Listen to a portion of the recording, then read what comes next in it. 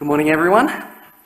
So I just want to start off by saying each and every one of you in this room is a unique individual, and you should be treated as such, because that is the philosophy behind personalized medicine.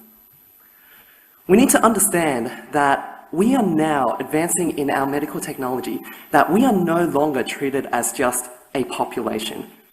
We all have our unique characteristics that makes us the special individual that we are. And medicine has now gone to that stage. In cancer, personalized medicine is taking a person's genetic information, molecular data, the histology of their tumor, and many other different information so that we can tailor the best treatment to each patient. Now, there is something that we have begun to understand quite well, which is known as interpatient heterogeneity. What that means, put in simple terms, is that two patients with the same kind of cancer will not always respond identically when given the same treatment. And this is really important to understand why certain treatments will work for one patient and not work for the other one. And a large aspect that plays into this role is the tumor ecosystem. Because inside the tumor, there exists an ecosystem.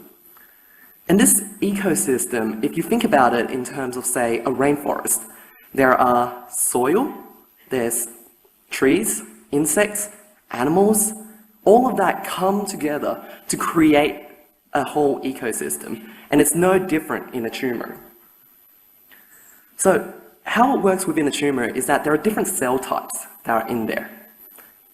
There is the cancer cells, there are the immune cells, which some can fight off the cancer cells, but some are brainwashed by the cancer cells to help the tumor escape. And then there are the stromal cells as well. Now these cell types are there to help kind of create the scaffolding within the tumor. Just like in this very building, there are scaffolding and support pillars that uphold the building, the stromal cells also create that scaffolding for the tumors. So it's really important to understand that all of these different cell types, they come together, they interact with each other, and they talk to each other, and they create this tumor ecosystem. So why is this ecosystem important? Well, it's because this tumor ecosystem actually affects how well certain treatments work within a patient, whether it's effective or not, or whether they will develop resistance, or whether they'll have remission or relapse later in the future. So it is really important for us to actually dissect and understand what is actually going on in the tumor as a whole, with the whole ecosystem in there. So usually when a patient goes into the clinic, and they're diagnosed, an often cause of treatment is surgical removal, where a biopsy is taken. And sometimes these samples are very important for us to be able to study, to understand how the tumor is progressing and what they're actually doing in there. But some of the issues that are associated with using these biopsies is that they tend to be broken up. And we end up losing that whole structure, the architecture that keeps the tumor in there. Because a lot of the models that are currently being used, for example, a tissue culture flask, creates a 2D monolayer, meaning that you end up losing that whole dynamic environment that exists there, and just creates a 2D flat, almost like a paper-like thin layer. The next one that we have is a 3D organoid. Now in this case, it gives more complexity because it gives that whole, that 3D projection. So it's not just a flat layer. But again, there are limitations that exist within these models. And one in particular is that you end up losing all those cell species that make up the tumor ecosystem. So I want to show you a video of what it's like within the flask. Because within the flask, you can see that these are just the cancer cells alone. There is no immune cells, there's no stromal cells, and we've marked the cancer cells with a fluorescent marker that's green. And you can see, this is what makes cancer so deadly, is that they are able to constantly grow. They are able to take up the space that surrounds them and eat up all the nutrients. Now, under normal circumstances, our body, our cells, there is a limit to how many times they can divide, and this is known as the Hayflick limit. But cancer cells like to break rules, so they don't abide to the rules that are set by our body or by Mother Nature. And they're able to constantly grow and replicate and keep growing until you see the entire screen there is just covered with cancer cells. And even then, they're still happy to continue growing until they keep dying. And that is what makes it so deadly.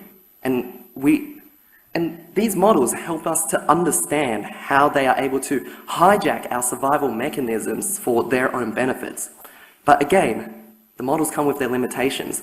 And as a result, when you do drug testing on these models, there is only a 7.5% accuracy when translated to people.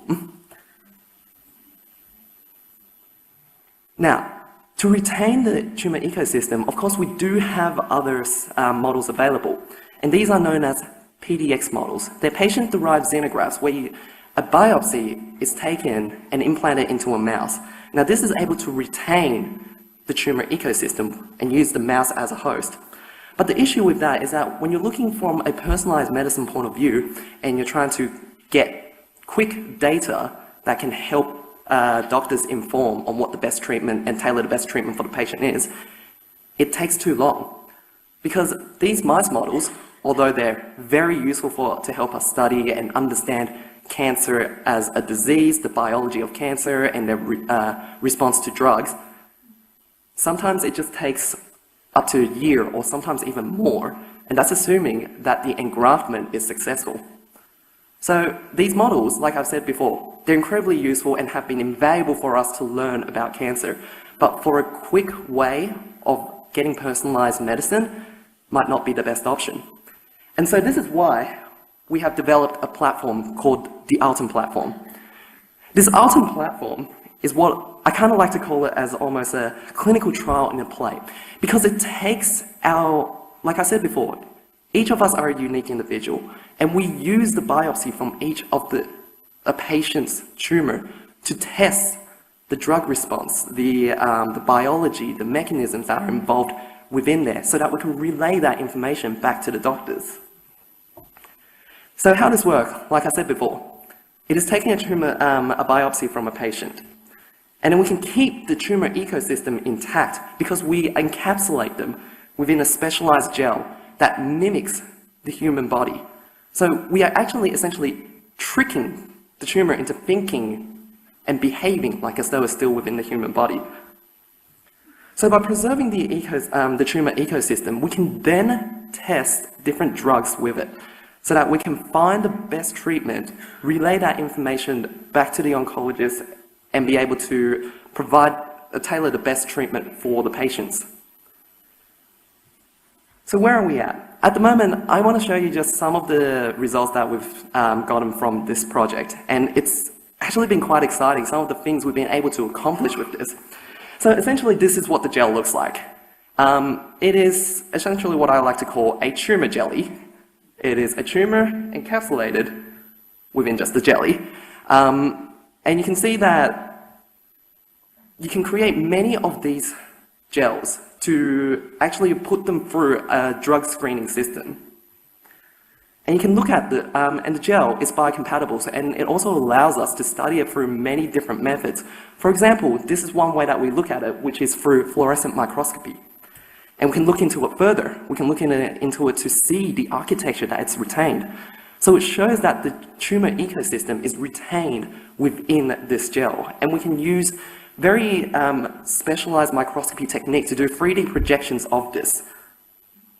And like I said, like I was showing you before, the green parts are actually the cancer cells, and the pink parts are the collagen that are created by the stromal cells, so the architecture that holds the tumour. And you can see it retains it within there. So obviously we want to use this platform as a way for a drug testing. So we're going to ensure that this gel actually allows drug to permeate through it. And we were able to test this just by using a drug called doxorubicin, a very powerful drug that is used, a chemotherapy that's used in the treatment of various types of cancer. And you can see from that picture, what I want to illustrate is that you can see the permutation of the drug into the gel. And we are able to actually see its effects in there using something called single-cell transcriptomics. Now, I want you to go back to the rainforest analogy. If you can imagine a bird that's sitting up on a tree and a bird that's on the ground, the behaviors are going to be different, correct? Because they're acting differently based on the location that they're in. They'll be interacting with different things that are in their environment. Single-cell transcriptomics does this thing with cells. Different cell types will interact and behave differently depending on where they are within the tumor ecosystem and depending on who they are interacting with. Is a cancer cell interacting with a stromal cell, or is a cancer cell interacting with an immune cell? Because based on that, they can have very different behavior. And single-cell transcriptomics allows us to analyze this. And from this, we were able to see what cancer cells were affected by the drugs from our gel and what ones were resistant. And because of that, from this, we know that if a patient was to get something like this, then we know that they would have, the doxorubicin might not be the best treatment for them, because later on they may have relapse. So this gives us an early idea of what treatments might be good and might not be good. So finally, we obviously want to put this Arten platform into clinical practice, and we are currently doing that.